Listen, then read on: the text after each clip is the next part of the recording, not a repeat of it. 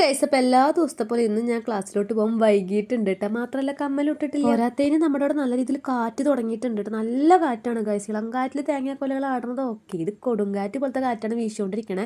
ഈ മാങ്ങയൊക്കെ നിലത്ത് വീണ് കിടക്കുക കാറ്റ് കാരണം. ക്ലാസ്സിലെത്തി ഫസ്റ്റ് പീരീഡ് ജിജി മിസ് എടുത്തു. ഇടയിൽ NSSന്റെ ഒരു ക്യാമ്പയിനൊക്കെ ഉണ്ടായിരുന്നു. ഇടയിലൊന്ന് സാറ് വന്നു പോയിട്ടുണ്ട്. അപ്പോൾ അപ്പത്തൊട്ട് ഞങ്ങൾ ഇരിക്കണതാണ് ഗൈസ്. ഒരു സ്ഥലത്ത് ഫുള്ള് ഒരു സിനിമ ആയിട്ടുകൊണ്ടിരിക്കണം, മറ്റോടെ ലുഡോ കളിക്കണം, പിന്നെ പിള്ളേരൊക്കെ വെറുതെ ഇരിക്കണം.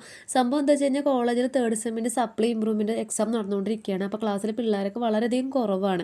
അതുകൊണ്ടാണ് തോന്നുന്നു പഠിപ്പിക്കൽ മര്യാദയ്ക്കൊന്നും ഉണ്ടായിരുന്നില്ല. ഉച്ചയ്ക്ക് ചോറിനിട്ട് ഞങ്ങൾ എല്ലാവരും അവിടെ ഇവിടെ ആയിട്ട് കിടക്കാൻ തുടങ്ങി.